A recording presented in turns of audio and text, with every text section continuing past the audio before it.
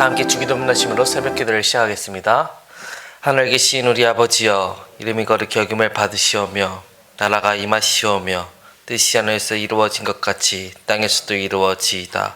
오늘 우리에게 일용할 양식을 주시옵고 우리가 우리에게 죄 지은 자를 사하여 준 것 같이 우리 죄를 사하여 주시옵고 우리를 시험에 들게 하지 마시옵고 다만 악에서 구하시옵소서. 나라와 권세와 영광이 아버지께 영원히 있사옵나이다. 아멘. 다 함께 찬송가 301장 함께 찬양하겠습니다.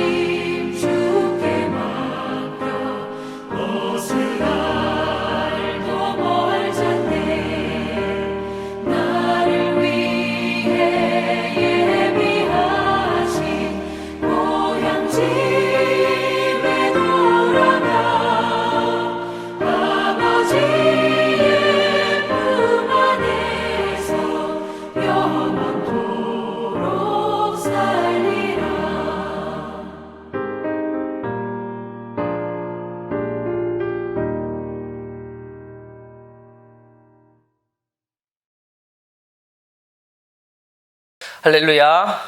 네, 오늘 예배 오신 여러분들 환영하고 축복합니다. 함께 말씀 보도록하겠습니다. 오늘 보신 말씀은 시편 57편 말씀입니다. 시편 57편 1절부터 2절까지의 말씀 같이 한 목소리를 봉독하겠습니다. 시작. 하나님이여 내게 은혜를 베푸소서. 내게 은혜를 베푸소서. 내 영혼이 죽기로 피하되 주의 날개 그늘 아래에서 이 재앙들이 지나기까지 피하리이다.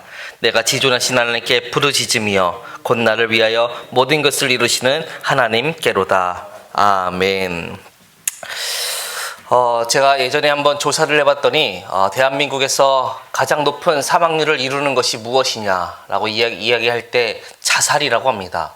하루에 몇 명 정도 자살을 하느냐 통계를 내보니까 하루에 보통 3명 정도가 자살을 한다고 합니다. 오늘도 이 시간 3명 정도의 사람이 우리 삶 가운데서 떠나고 있는 것을 우리가 바라볼 수가 있습니다. 이 3명이 얼마나 많은 것이냐 찾아보기 위해서 다른 비슷한 사건들 무엇이 있을까, 어떤 일로 사람들이 죽을까에 대해서 찾아보니까 대체적으로 저희가 죽는 일 하면 살인사건을 떠올리잖아요. 보통 1년에 1000건 정도의 살인사건이 난다고 합니다.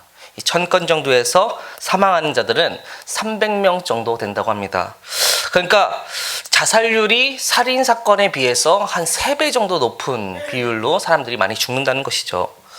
왜 이렇게 많은 사람들이 자살을 하게 될까? 그것을 보면서 삶이 힘들기 때문인 것일까? 무엇이 그들을 이렇게 삶의 마지막의 자리로 내몰았을까 하는 생각을 하게 됐습니다. 또한 우리 삶 가운데 또 증가하고 있는 비율이 있습니다. 이혼율이 증가하고 있다고 합니다.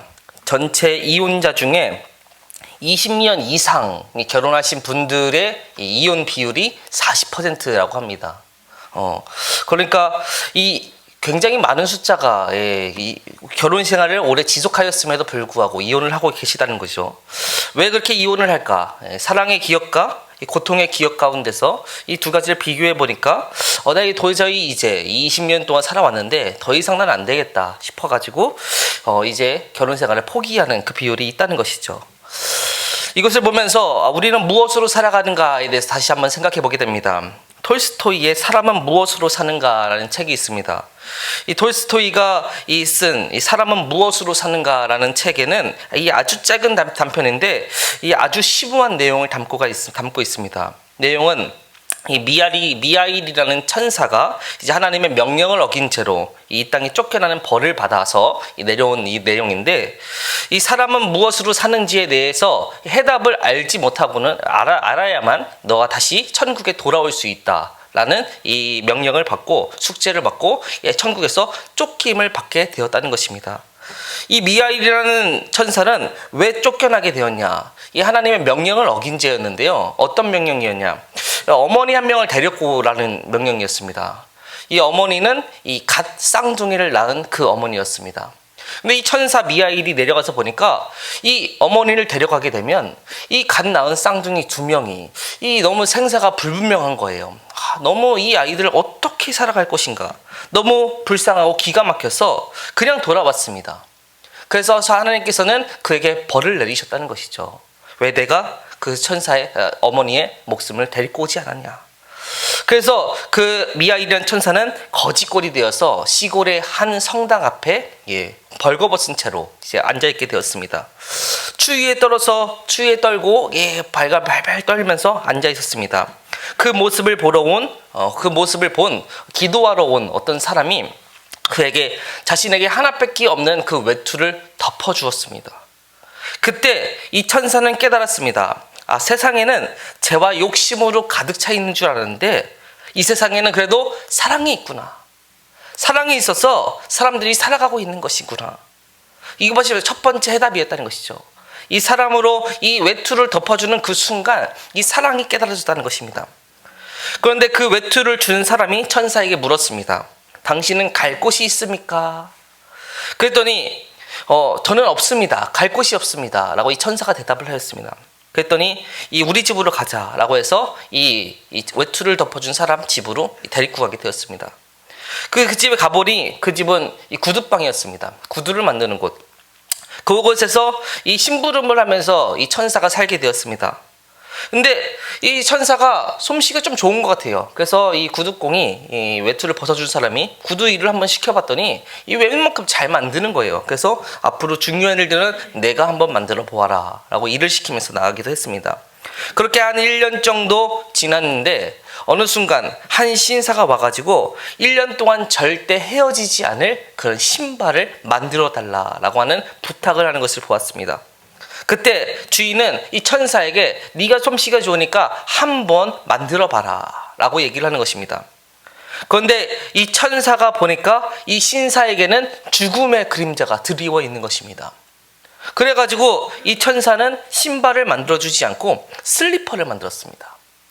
이 주인이 네가 왜 슬리퍼를 만드냐? 주인이 장화를 만들어 달라고 했는데 1년 동안 헤어지지 않을 장화를 만들어 달라고 했는데 왜 슬리퍼를 만들면 어떻게 하느냐? 라고 막 나무라고 있는데 그때 마침 비보가 들려오는 것이죠. 하인으로부터 이 주인이 죽었으니까 슬리퍼를 급히 만들어 달라. 그래서 얼른 만들어준 그 슬리퍼를 이 사람의 장례식에 신겨 주었다라고 합니다. 그때 이 천사는 2번째 해답을 얻게 됩니다. 인간은 자신의 앞날을 알지 못하고 사는 존재이구나. 내가 죽을 것을 알지 못하고 사는 존재이구나. 그것이 두 번째 사람이 무엇으로 사는가에 대한 깨달음이었다는 것이죠. 그리고 몇 년이 또 흘렀습니다. 그리고 어느 크리스마스 날이 되었을 때 수많은 사람들이 가게에 들려서 구두를 선물하려 그리고 이렇게 찾아봤을 때 어느 좋은 마차에서 쌍둥이가 딱 내리는 것을 보았습니다. 그들은 이 쌍둥이에게 신길 좋은 구두를 만들어 달라고 부탁을 하였습니다.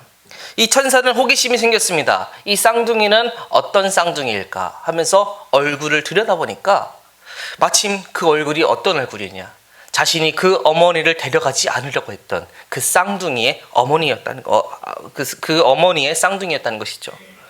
그 얼굴을 본 천사는 깜짝 놀라서 어머니가 죽어도 이 쌍둥이는 잘 사는구나, 어머니가 없으면 어떻게 할까 고민했는데 어머니가 없어도 좋은 곳에서 양자도 들려서 잘 살아가고 있는 것이구나, 결국 인간은 자기 힘으로 살아가는 것이 아니구나, 하나님의 은혜로 살아가는 것이구나 라는 것을 깨닫게 되었다는 것입니다.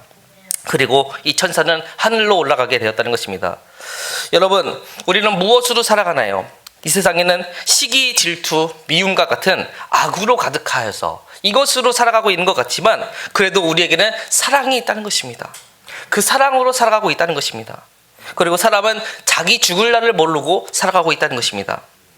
그런데 마지막으로 더 중요한 거, 인간은 자기 죽을 날을 모르고 살아가지만 그래도 은혜를 받들고 살아가고 있다는 것입니다. 은혜가 있기 때문에 오늘 우리가 살아갈 수 있다는 것입니다. 그래서 오늘 본문의 다윗은 이렇게 기도하고 있습니다. 하나님이여, 내게 은혜를 베푸소서, 내게 은혜를 베푸소서. 내 영혼이 죽기로 피하되 주의 날개의 그늘 아래 이 재앙들이 지나기까지 피하리이다. 주의 날개의 그늘 아래, 이 다윗에게 굉장히 어려움의 시절들이 있었다는 것을 보여주는 것입니다. 그 어려움의 시절 가운데서 하나님의 주의 그늘 날개 아래 있으니까 내가 하나님의 보호하심을 입어서 나아갈 수가 있다라는 다윗의 고백입니다. 여러분, 우리는 주의 은혜가 아니면 살아갈 수가 없습니다. 주의 은혜가 없으면 지나갈 수 없는 시절들이 너무나 많다는 것이죠. 근데 이 주의 은혜는 언제 경험되느냐? 이 주의 은혜를 간절히 사모해야지 경험된다는 것입니다. 주의 은혜가 필요 없다라고 생각하는 사람들에게는 이 주의 은혜가 경험되지 않는다는 것이죠. 교만한 사람, 하나님의 은혜가 필요 없다고 생각하는 사람들은 절대 은혜를 경험하지 못합니다. 그런데 오늘 이 시간, 하나님 저를 도와주시옵소서, 하나님의 은혜가 간절히 필요합니다, 이렇게 고백하는 사람들 가운데는 하나님의 은혜가 우리 가운데 다가오게 된다는 것이죠. 황량한 곳, 그 어두운 그늘 가운데서도 하나님의 은혜가 필요하다, 하나님의 은혜가 우리 가운데 임하기를 원한다 라고 간절히 고백하면 하나님은 그 어두운 곳을 밝혀주시는 놀라운 빛으로서 주의 그늘 아래로 우리를 숨겨주신다는 것입니다. 여러분, 그러므로 항상 주의 은혜를 간구하시는 여러분들 되시기를 바라겠습니다. 그렇다면 우리 인생에서 은혜가 필요한 이유는 무엇인가요? 저는 이 이유가 아까 예배 전에 말씀드렸던 것처럼 수많은 사람들이 자살하고 이혼하는 그런 이유와 마찬가지다라는 생각이 듭니다.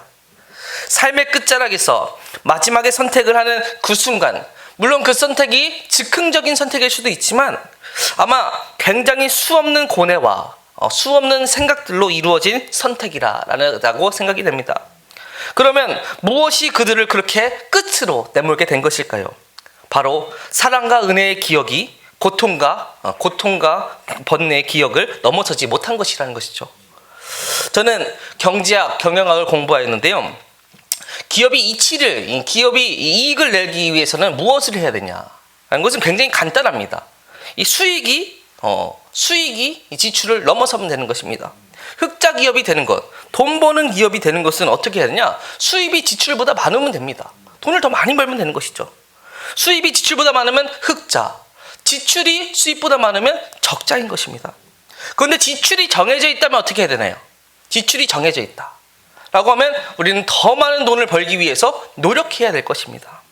여러분, 이건 세상살이도 마찬가지라고 생각이 됩니다. 우리의 인생도 신앙적인 이 과정 가운데서 우리에게는 필연적으로 다가오는 고난들이 있다는 것입니다. 이 인생의 풍성함을 누리고 있는 것 같아도 우리 가운데는 언제 어느 순간 이 고난이 다가올 수밖에 없다는 것이죠. 인생에게는 정해진 이 고난의 양이 있다는 것입니다. 그렇다면 이 고난의 양을 넘어서기 위해서 우리에게 필요한 것은 무엇인가요? 바로 은혜입니다. 하나님의 은혜가 이 고난을 넘어서게 되면 우리는 이 고난을 능히 이겨나갈 수 있는 것입니다. 그런데 우리가 이 고난 가운데 넘어지는 이유는 무엇이냐? 은혜가 부족하였기 때문인 것이죠. 은혜가 부족하였으니까 이 고난의 양을 넘어서지 못하는 것입니다. 거기에 함몰되지 않으려면, 침몰되지 않으려면 우리는 은혜의 수입을 늘려야 되는 것입니다. 은혜가 충만하게 되면, 은혜가 풍성하게 되면 사탄의 온갖 관계에도 우리가 이겨나갈 수 있을 것입니다. 모든 고난을 이기기도 남을 그런 은혜를 우리가 받을 수 있습니다. 왜냐하면 하나님을 찬송하고 찬미하는 그 과정 가운데서 하나님께서는 모든 자리 가운데서 은혜를 주실 것이라 약속하고 계시기 때문인 것입니다. 여러분, 그러므로 우리가 이 말씀을 꼭 기억하시면서 나아가길 바라겠습니다. 고난을 바라보면서 고난이 왜 나에게 주어지는지만 묵상을 하게 되면 우리의 인생은 한없이 슬픔으로 빠져나가게 됩니다. 하지만 이 고난도 불행도 우리 인생의 여정이라고 생각을 하게 되면 우리는 능히 이것을 이겨나갈 수 있습니다. 한 가지 이야기가 있습니다. 유대인의 성경에서 미드라시에서 나오는 이 전설과 같은 이야기인데, 어느 날 전쟁에서 승리한 다윗이 큰 반지를 기억하도록 큰 반지를 만들려고 이 보석 세공사를 불렀다고 합니다. 이 보석 세공사가 반지를 만들면서 나가고 있는데 거기서 무슨 글귀를 넣어야 될까 막 고민이 드는 거예요. 그 반지를 만들 때 거기에 이 다윗이 이런 명령을 내렸다고 합니다. 반지를 만들 때 거기에 내가 큰 승리를 거두어서 기쁨을 억제하지 못할 때 그것을 조절할 수 있는 그 반드시 그런 글귀를 써 넣어라. 동시에 내가 절망에 빠져 있을 때도 그 글귀를 보고 용기를 낼 수 있는 그런 글귀를 써 넣어라 라고 이야기했다는 것입니다. 이 보석 세공이는 왕의 명령대로 아주 멋진 반지를 만들었는데 거기에 쓸 글씨가 무엇인지 막 한참 고민을 해도 이 글귀에 대한 해답이 나오지 않는 것입니다. 그러다가 고민을 하다가 솔로몬 왕자를 찾아갔다고 합니다. 그때 솔로몬이 이렇게 이야기했다고 합니다. 반지에 이렇게 적으십시오. 이 또한 지나가리라. 여러분, 신학자 칼바르트는 이런 말을 했습니다. 하나님으로 인하여서 화나지 않는 사람은 그분이 아니라 자기 자신을 섬기고 있는 사람이다. 무슨 말인가요? 우리 가운데 화나고 답답한 상황이 계속될 수 있다는 것이죠. 우리가 하나님을 믿고 있지만 그럼에도 불구하고 우리의 상황은 나아지지 않을 수 있다는 것입니다. 고난이 우리 가운데 계속될 수 있다는 것입니다. 하지만 꼭 기억해야 될 것은 무엇이죠? 이 또한 지나가리라. 이것도 지나가는 하나의 여정뿐이라는 것이죠. 우리가 은혜를 받아서 은혜만 가지고 있다면 이것을 능히 이겨나가는 승리의 기쁨을 가지고 갈 수 있다는 것입니다. 그러므로 오늘 새벽을 통하여서 이 은혜를 더욱더 사모하시는 여러분들이 되시기를 바라겠습니다.